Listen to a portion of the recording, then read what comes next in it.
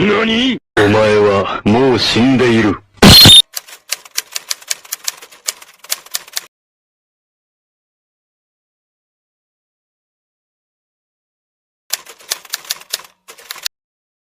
It was at this moment that Nathan knew. He fucked up.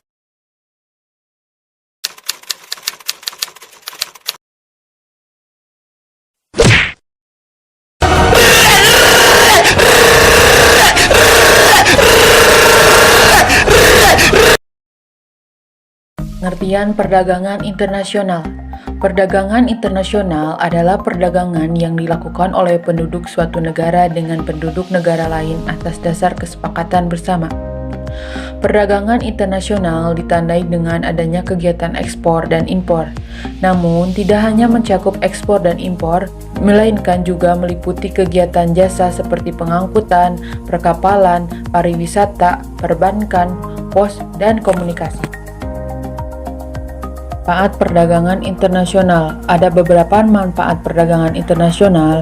Yang pertama, menjalin persahabatan antar negara, memperoleh barang yang tidak dapat diproduksi di negara sendiri.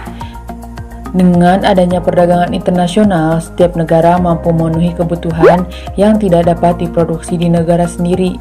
3. Memperoleh keuntungan dan spesialisasi.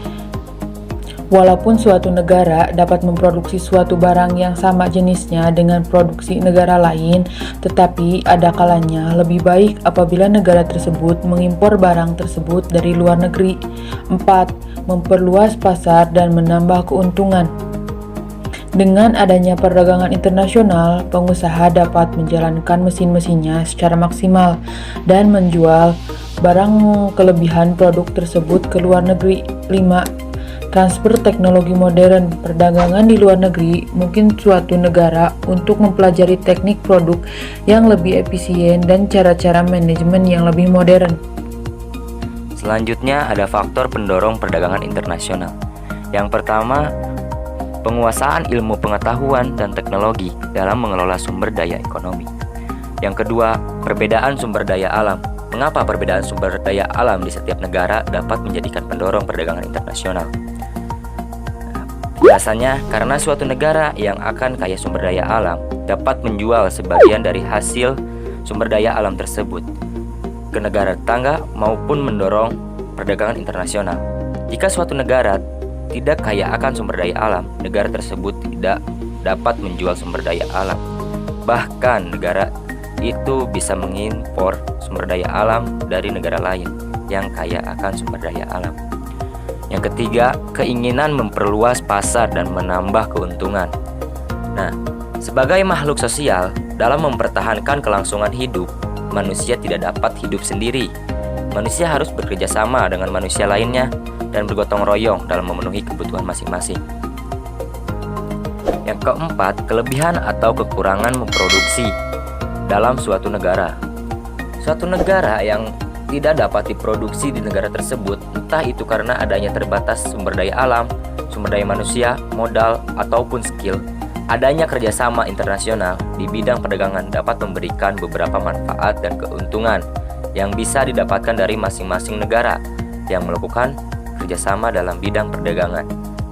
Salah satu manfaat tersebut antara lain dapat memperoleh barang atau jasa yang tidak bisa dihasilkan sendiri karena adanya perbedaan sumber daya alam, kemampuan sumber daya manusia, teknologi, dan lainnya. Adapun faktor penghambat perdagangan internasional. Yang pertama, keamanan suatu negara. Kita tahu bahwasannya di masing-masing negara memiliki kondisinya masing-masing. Yang kedua, kebijakan ekonomi internasional yang dilakukan pemerintah. Setiap kebijakan yang diambil oleh pemerintah itu bergantung atau berpengaruh terhadap perdagangan internasional. Yang ketiga, ketidakseimbangan kurs mata uang asing. Yang keempat, perbedaan mata uang antar negara. Kelima, kualitas sumber daya yang rendah. Adanya penerapan tarif dan pembatasan impor.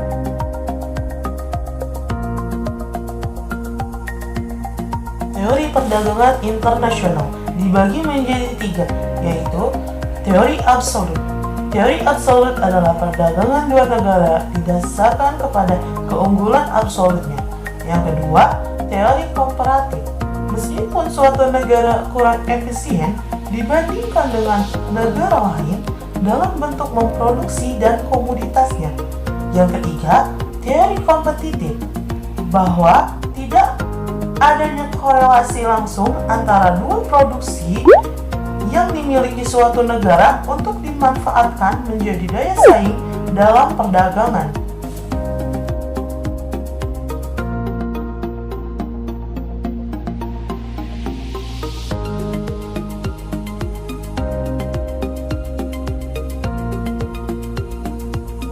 Tujuan perdagangan internasional. Di banyak negara, perdagangan internasional menjadikan salah satu faktor utama untuk meningkatkan GDP atau Gross Domestic Product. Meskipun perdagangan internasional terjadi selama ribuan tahun, dampaknya terhadap kepentingan ekonomi, sosial, dan politik baru dirasakan beberapa saat ini. Di antaranya, 1. Kenaikan devisa negara. Yang kedua, memenuhi kebutuhan yang ada di negara lain. Yang ketiga, memperoleh keuntungan internal dan eksternal. Yang terakhir, memperluas pasar dan transfer teknologi modern. Neraca pembayaran internasional. Neraca pembayaran internasional atau Balance of Payment adalah catatan terstruktur secara sistematis dari semua transaksi internasional yang dilakukan oleh penduduk suatu negara dengan penduduk negara lain dalam periode waktu tertentu, biasanya 1 tahun.